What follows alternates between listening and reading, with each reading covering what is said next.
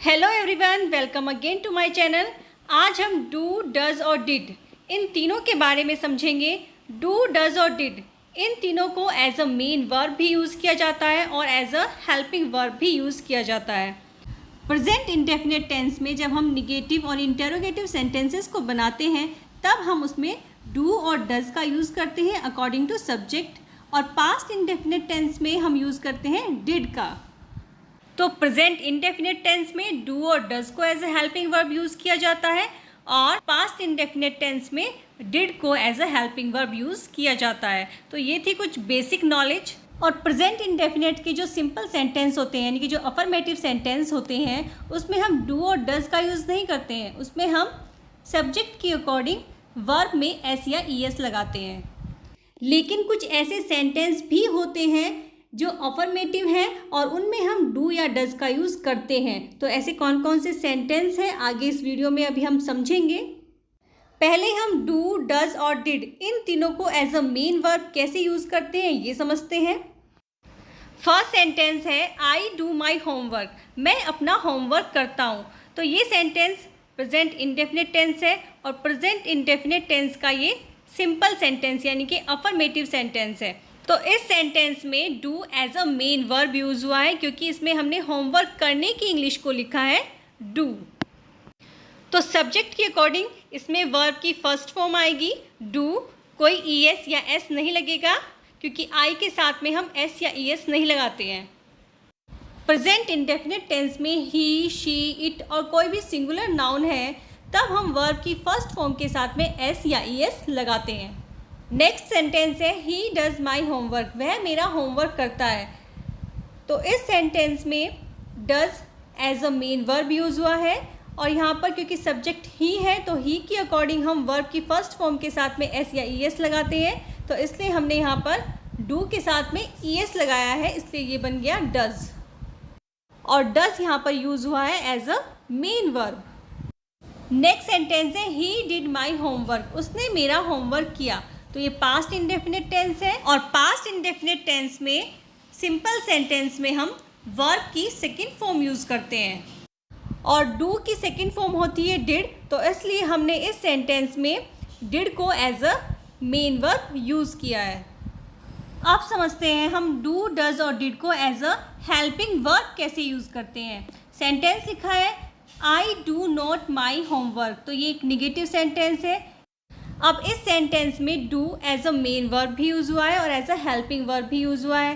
Helping verb जो use हुआ है वो इसलिए यूज़ हुआ है क्योंकि ये सेंटेंस प्रेजेंट इंडेफिनिट टेंस है और उसमें हम क्या लगाते हैं, डू या डज लगाते हैं अकॉर्डिंग टू सब्जेक्ट। सब्जेक्ट क्या है इसमें, आई है, तो इसलिए हमने इसमें डू नॉट का यूज़ किया है। और काम करने के लिए हमने यूज़ किया है डू माई होमवर्क, तो करने की इंग्लिश क्या हुई, डू।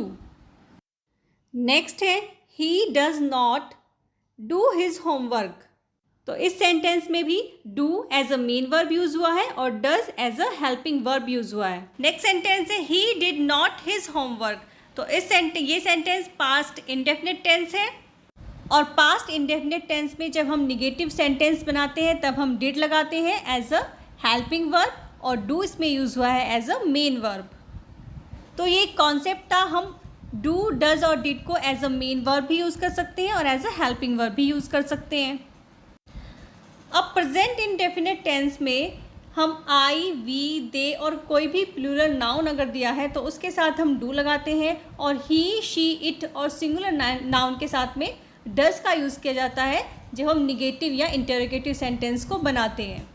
और सिंपल सेंटेंस में ही, शी, इट और सिंगुलर नाउन के साथ वर्ब की फर्स्ट फॉर्म में एस या ई एस लगाया जाता है और डू, डज और डिड इन तीनों के साथ वर्ब की बेस फॉर्म यानी कि वर्ब की फर्स्ट फॉर्म ही आएगी, कोई सेकंड या थर्ड फॉर्म नहीं आती है। अब प्रेजेंट इंडेफिनिट टेंस के अफर्मेटिव, निगेटिव और इंटरोगेटिव तीनों सेंटेंसेस को एक बार समझ लेते हैं। फर्स्ट सेंटेंस है आई प्ले क्रिकेट, तो ये सिंपल अफर्मेटिव सेंटेंस है। अब इसका निगेटिव क्या बनेगा, आई डू नॉट प्ले क्रिकेट। तो इस सेंटेंस में जब हम निगेटिव बनाते हैं तो सब्जेक्ट देन हेल्पिंग वर्ब और मेन वर्ब के बीच में आता है नोट, उसके बाद ऑब्जेक्ट। नेक्स्ट है interrogative sentence do I play cricket, तो इसमें हेल्पिंग वर्ब सेंटेंस के स्टार्टिंग में आती है, उसके बाद सब्जेक्ट, और अगर सेंटेंस में नोट दिया है तो आप सब्जेक्ट के बाद नोट लगाएंगे, उसके बाद main verb, then object. Next sentence है शी गोज़ देयर। तो ये एक सिंपल सेंटेंस है, और जब हम सिंपल सेंटेंस बनाते हैं तब हम सब्जेक्ट के अकॉर्डिंग वर्ब की फर्स्ट फॉर्म में एस या ई एस लगाते हैं। तो इसलिए यहाँ पर गो का हो जाएगा गोज़ और सेंटेंस बनेगा शी गोज़ देयर। नेक्स्ट है she does not go there. तो ये एक निगेटिव सेंटेंस है, और निगेटिव सेंटेंस में हम सब्जेक्ट के अकॉर्डिंग डू या डज़ लगाते हैं। तो इसमें सब्जेक्ट शी है तो इसलिए डज़ आएगा, और वर्ब की फर्स्ट फॉर्म गो। और अगर इंटेरोगेटिव सेंटेंस में WH फैमिली वाले सेंटेंसेस आ जाते हैं तब हम सेंटेंस को कैसे बनाते हैं, when does he play cricket. इसमें WH फैमिली वर्ड पहले आ जाता है, उसके बाद हेल्पिंग वर्ब, देन सब्जेक्ट, फिर मेन वर्ब और फिर ऑब्जेक्ट। अब पास्ट इंडेफिनिट टेंस देख लेते हैं। फर्स्ट सेंटेंस है ही प्लेड क्रिकेट। तो पास्ट इंडेफिनिट सेंटेंस में जब हम सिंपल सेंटेंस बनाते हैं तो वर्ब की सेकेंड फॉर्म आती है, तो प्ले की सेकेंड फॉर्म प्लेड आई है। नेक्स्ट है he did not play cricket. तो डिड के साथ हमेशा वर्ब की फर्स्ट फॉर्म आती है। नेक्स्ट है डिड ही प्ले क्रिकेट। तो ये आपका इंटरोगेटिव सेंटेंस है। नेक्स्ट है आई वेंट देयर। तो इस सेंटेंस में गो की सेकेंड फॉर्म वेंट आई है। अब हमें इसका नेगेटिव सेंटेंस बनाना है, तो कैसे बनेगा, I did not go there. तो डिड के साथ वर्ब की फर्स्ट फॉर्म आती है, तो यहाँ पर वर्ब की फर्स्ट फॉर्म क्या है, गो। नेक्स्ट है did I not go there. Affirmative, negative और इंटेरोगेटिव तीनों सेंटेंसेस को बनाने की जो स्ट्रक्चर होती है वो सब में सेम ही होती है। तो ये हमने समझा है डू, डज और डिड के बेसिक कॉन्सेप्ट को। तो अभी हमने देखा हम डू, डज और डिड इन तीनों का यूज़ निगेटिव और इंटरोगेटिव सेंटेंसेस को बनाने में करते हैं, लेकिन हम इन तीनों का यूज़ अफर्मेटिव सेंटेंसेस को बनाने में भी करते हैं। जब किसी सेंटेंस को जोर देते हुए बोला जाता है या किसी बात को हम जोर देते हुए बोलते हैं, यानी कि एम्फेटिक के सेंस में हम उस बात को बोल रहे हैं, तब हम अफर्मेटिव सेंटेंस में भी डू, डज और डिड का यूज़ करते हैं। सेंटेंस के थ्रू समझते हैं। सेंटेंस है वह पढ़ता है, तो हम इसको कैसे बनाएंगे, ही रीड्स। लेकिन अगर इस बात को हम ऐसे बोलते हैं कि वह पढ़ता तो है, तब हम इस सेंटेंस को बनाएंगे ही डज रीड। तो किसी बात पर जोर देते हुए हम जब बोलते हैं तब हम उसमें डू या डज का यूज़ करते हैं।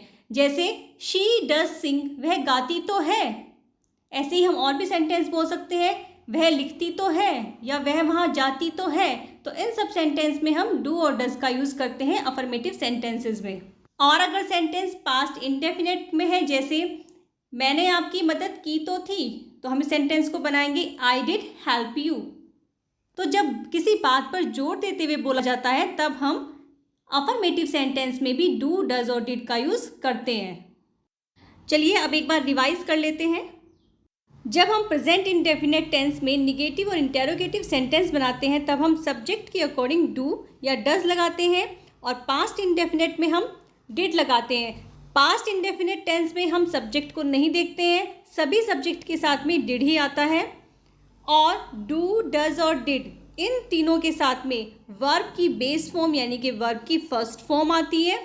Thanks for watching this video. If you like this video please share and subscribe to my channel. Thank you so much.